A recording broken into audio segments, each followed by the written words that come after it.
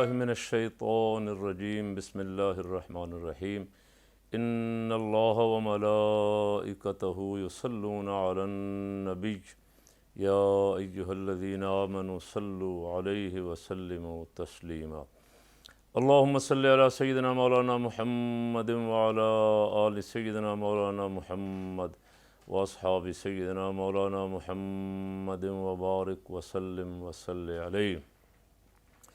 اللہ کا لاکھ لاکھ شکر اور احسان ہے کہ الحمدللہ رمضان المبارک خیر و عافیت کے ساتھ مکمل ہو گیا، اور اس وقت شوال کی پہلی رات ہے جب ہم گفتگو کر رہے ہیں۔ ابھی ہم اعتکاف والوں کے ساتھ مل کے دعا کر کے حاضر ہوئے ہیں۔ اللہ پاک اس ملک کو استحکام عطا فرمائے، اور ملک میں جو کچھ سازشیں اندرونی اور بیرونی ہو رہی ہیں، رب کریم رمضان المبارک کی برکت سے اس ملک کو ان سازشوں سے اور ان سازشیوں سے محفوظ و مامون فرمائے۔ عمران خان صاحب جب سے آئے اس وقت سے اپوزیشن کے ساتھ ان کا ایک ہی معاملہ چل رہا تھا، بڑا مین معاملہ ایک ہی تھا۔ وہ کہہ رہے تھے میں این آر او نہیں دوں گا۔ مشرف نے این آر او دے کے قوم کے ساتھ بہت زیادتی کی، غداری کی، دھوکہ کیا، اور مشرف بعد میں خود بھی اس پہ پچھتاتا تھا کہ یہ ان کو این آر او نہیں دینا چاہیے تھا۔ نواز شریف کو بھی اور زرداری کو بھی، اور بہت سارے لوگوں کو جو بڑے بڑے مجرم تھے، بہت پیسہ جنہوں نے لوٹا تھا، ان میں سے بہت ساروں کو این آر او دے دیا گیا، وہ ملک سے باہر چلے گئے، ملک سے لوٹی ہوئی دولت بھی ان کی بحال ہو گئی، وہ بھی واپس لے گئے۔ بہترین موقع تھا وہ احتساب کرنے کا۔ میاں برادران معاہدہ کر کے کہ ہم 10 سال پاکستان نہیں آئیں گے، پاکستان کی سیاست میں دخل بھی نہیں دیں گے، سعودی عرب چلے گئے، لیکن وہاں جا کے مسلسل جھوٹ بولتے رہے، حرم شریف میں بیٹھ کے، مسجد نبوی میں بیٹھ کے، کہ ہمارا کوئی معاہدہ نہیں ہے، ہمیں جبری جلا وطن کیا گیا ہے۔ بالآخر 7 سال بعد جب وہ سعودی سفیر نے اور سارے معاہدہ کروانے والوں نے وہ معاہدہ فاش کر دیا، تو میاں صاحبان کو پھر بھی کوئی شرمندگی نہیں ہوئی۔ اب پھر وہ کہنے لگ گیا کہ نہیں یہ 10 سال کا نہیں، یہ 5 سال کا تھا۔ پہلے تو 1 دن کا بھی نہیں مانتے تھے۔ ایسے ہی محترمہ مریم نواز صاحبہ فرماتی تھیں کہ ہماری پاکستان تو کیا، دنیا تو کیا، پاکستان میں بھی کوئی جائیداد نہیں ہے، اگر ہو تو لا کے بتائیں، ہم اس کو دے دیں گے۔ بعد میں سارا کچھ نکل آیا، اور سپریم کورٹ میں ان سوالات کا جو کیے جا رہے تھے کہ یہ پراپرٹیاں کہاں سے آئیں لندن والی، کوئی جواب آج تک نہیں دے سکے۔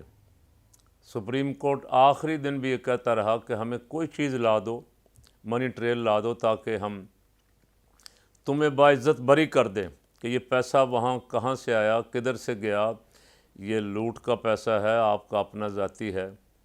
اب وہ بندے بھی پاکستان سے بھگا دیے، وہ کہنا شروع ہو گیا کہ ہم پاکستان کے شہری نہیں ہیں، ہم تو برٹش ہیں۔ اور یہاں جو 2-4 گواہ تھے جن کے ذریعے سارا کچھ ہوا تھا، اسحاق ڈار، حمزہ، سلمان شہباز وغیرہ، وہ سب بھی بھگا دیے باہر تاکہ عدالتوں کی دسترس سے باہر چلے جائیں۔ خان صاحب بدستور کہتے رہے میں این آر او نہیں دوں گا، این آر او نہیں دوں گا۔ اور آپ کو بھی یاد ہے، مجھے تو بہت یاد ہے کہ آگے سے ایک جواب آتا تھا مریم نواز صاحبہ کا۔ احسن اقبال صاحب بھی کبھی کبھی بولتے تھے، خواجہ آصف بھی بولتے تھے کہ آپ سے این آر او مانگا کس نے ہے؟ زرداری صاحب بھی کہتے تھے آپ سے این آر او مانگا کس نے؟ تو میرا خیال ہے خان صاحب کو کہنے والی قوتیں کہتی رہیں، خان صاحب بھی ان کو ہی میسج دیتے تھے کہ میں این آر او نہیں دوں گا، اور معاملات یہاں سے خان صاحب کے بگڑنے شروع ہوئے اور بگڑتے گئے۔ اور ویسے جاننے والے تو ہم سے بہت زیادہ جانتے ہیں، لیکن کچھ تھوڑی بہت جو اللہ نے ہمیں بھی سوجھ بوجھ دی ہے۔ جس دن میاں نواز شریف کے پلیٹلیٹس کم ہوئے اور وہ ہسپتال سے، جیل سے ہسپتال لائے گئے، اسی دن ہمیں کھٹکا لگ گیا تھا کہ ان کو این آر او مل گیا۔ اور وہاں سے پھر ایک ہی دن میں عدالتوں نے کئی دفعہ ان کی بات سن کے ان کو فوراً کہا کہ ان کو راتوں رات یہاں سے روانہ کر دو ورنہ ان کی موت کا فلاں ذمہ دار ہوگا، فلاں ذمہ دار ہوگا۔ یہاں یہ بیان بھی چلتے رہے۔ میاں صاحب باہر تشریف لے گئے، باہر جا کے لندن کی فضائیں تو دور ہیں، جہاز کی ہواؤں سے وہ شفا یاب ہو گئے، اور اب باہر بیٹھ کے وہ سیاست کر رہے ہیں، پاکستان کے دشمنوں سے بھی ملتے ہیں، مودی کے ایجنٹوں سے بھی ملتے ہیں، افغانستان میں جو پاکستان کے مخالف بیٹھے ہوئے تھے حمداللہ محب جیسے، ان سے بھی ملاقاتیں کرتے ہیں، اور غیر ملکی سفیروں سے بھی پاکستان کے خلاف سودے بازیاں سازشیں کرتے رہے۔ ایک تو اس وقت پتہ چل گیا تھا کہ این آر او ان کو مل گیا، مجھے تو پتہ چل گیا تھا۔ میاں کے باہر جانے کے بعد خان نے بھی مانا کہ ہم سے غلطی ہوئی۔ اچھا، خان سے غلطی تو ظاہر کروائی گئی تھی، کروانے والے کون تھے ان کا نام لینے کی ضرورت نہیں ہے۔ بعد میں پھر جب فرد جرم جج ہر تاریخ میں کہنا شروع ہو گیا کہ اگلی تاریخ پہ میں فرد جرم عائد کروں گا، اگلی تاریخ پہ میاں صاحب کا وکیل بدل جاتا تھا، میاں صاحب کی درخواست آ جاتی تھی، وہ اسمبلی کے اجلاس میں ہیں، ان کی کمر میں بس شدید درد ہے، وہ چل ہی نہیں سکتے، وہ اٹھ نہیں سکتے۔ تو اس طرح دیکھتے دیکھتے ہمیں کئی مہینے ہو گئے ہیں، فرد جرم عائد نہیں ہوئی۔ بالآخر ایک وہ ڈیٹ آ گئی جس دن فرد جرم عائد ہونی تھی، اسی دن وزیر اعظم صاحب میاں صاحب نے وزیر اعظم کا حلف اٹھانا تھا۔ اچھا، میاں صاحب نے وزیر اعظم کا حلف اٹھا لیا، 40 ارب روپے کا جس پہ الزام ہے، جس کا کیس عدالتوں میں ہے، اور فرد جرم رکی ہوئی ہے قانونی موشگافیوں کی وجہ سے، وہ پاکستان کا وزیر اعظم بن گیا۔ جس پہ منہاج القرآن کے 14 افراد کے قتل کا الزام ہے، وہ پاکستان کا وزیر داخلہ بن گیا۔ جس پہ منی لانڈرنگ کرنے کا اور شوگر ملوں سے پیسہ باہر سے پھر ٹیٹیاں منگوا کے اندر اربوں روپیہ چپڑاسیوں اور ملازموں کے ذریعے منگوانے کا الزام ہے، وہ پنجاب کا، پاکستان کے سب سے بڑے صوبے کا وزیر اعلیٰ بن گیا۔ باقی تقریباً 24 کے قریب افراد جو عدالتوں کو مطلوب ہیں، کچھ سزا یافتہ ہیں، کچھ کے مقدمات چل رہے ہیں، وہ ہماری وفاقی کابینہ میں وفاقی وزیر بن گئے۔ حتیٰ کہ جاوید لطیف اور ایاز صادق جیسے جو پاکستان کے خلاف بول رہے تھے، 2 ٹکڑے کرنے کے منصوبے ہمیں بتا رہے تھے، اور ایاز صادق جو کہہ رہے تھے کہ جب ابھی نندن کا طیارہ یہاں گرا تو آرمی چیف کو میں نے دیکھا کہ اس کی ٹانگیں کانپ رہی تھیں۔ اچھا، وہ سارے وفاقی کابینہ میں آ گئے۔ پرویز اشرف صاحب، راجہ پرویز اشرف، جسے راجہ رینٹل کہتے تھے نون لیگ والے، وہ قومی اسمبلی کے سپیکر بن گئے۔ جن کو 5 سال کے لیے سپریم کورٹ نے نااہل کیا ہوا تھا، یوسف رضا گیلانی سابق وزیر اعظم، وہ سینٹ کے چیئرمین کے امیدوار ہیں، وہ بن جائیں گے چند دنوں تک، معاملات ابھی آپس میں چل رہے ہیں۔ اور زرداری، جس پہ بہت سارے پیسے کی خرد برد کے کیسز ہیں، اور اس کے کیسوں کی فائلیں دفتروں سے غائب ہو جاتی ہیں، کسی ادارے میں جرأت نہیں ہے کہ اس کو منطقی انجام تک پہنچا سکے، وہ زرداری اس وقت سب پہ بھاری پاکستان کی تقدیر کے فیصلے فرما رہے ہیں۔ محسن ڈاور، علی وزیر، جنہیں ہمارے ادارے، وفاقی ادارے، ہماری ایجنسیاں کہتی تھیں یہ غدار ہیں، اب وہ کابینہ میں آنے کے لیے تیار بیٹھے ہیں، اور سرکاری وفد میں عمرہ کرنے تشریف لے گئے ہوئے تھے۔ اور عمرہ کرنے والوں میں مریم اورنگزیب صاحبہ بھی تھیں۔ اب مجھے نہیں پتہ کہ وہ محرم کے ساتھ گئی ہیں کہ بغیر محرم کے گئی ہیں، اور حرم شریف میں عورت کا اس طرح بغیر محرم کے عمرہ اور حج جائز ہے یا نہیں۔ جو ان کے ساتھ والے مولانا صاحبان ہیں، ان کے پاس کافی سارے، مولانا فضل الرحمان صاحب، اور وہ فتویٰ دیں گے کہ کم از کم میرے لیے نہیں، اپنے ماننے والوں کے لیے۔ وہ دینی لوگ جو مولانا کے ساتھ ہیں، مولانا کو ووٹ دیتے ہیں، وہ سمجھتے ہیں کہ مولانا حق بات کہتے ہیں، ان کے لیے کم از کم مولانا یہ فتویٰ ضرور دیں کہ مریم اورنگزیب جن کے ساتھ گئی تھی، یہ سارے محرم تھے اس کے یا غیر محرم تھے سارے، کوئی محرم بھی ان کا تھا یا نہیں تھا، مجھے اس کا پتہ نہیں ہے، صحیح بات یہ ہے کہ مجھے نہیں پتہ ان کا کوئی محرم ہے کہ نہیں ہے، کوئی ساتھ ان کے گیا ہے یا نہیں گیا ہے، واللہ عالم بالصواب۔ بہرحال یہ سرکاری وفد عمرہ کر کے واپس تشریف لے آیا ہے، اور خبریں چل رہی ہیں، رانا صاحب بڑے زور شور سے خبر دے رہے ہیں، رانا ثناء اللہ صاحب وزیر داخلہ پاکستان، جن پہ 28 مہینے ہو گئے فرد جرم عائد ہونے کے لیے، کاغذات سارا کیس تیار پڑا ہے، فرد جرم ان پہ عائد نہیں ہو پائی، تو اس وقت سے دل تو کہہ رہا ہے کہ ان کو NRO مل چکا ہے، لیکن خان صاحب بھی ملنگ آدمی ہیں، وہ اپنا ہی ایک نعرہ لگائی جا رہے تھے کہ NRO نہیں دوں گا، NRO نہیں دوں گا،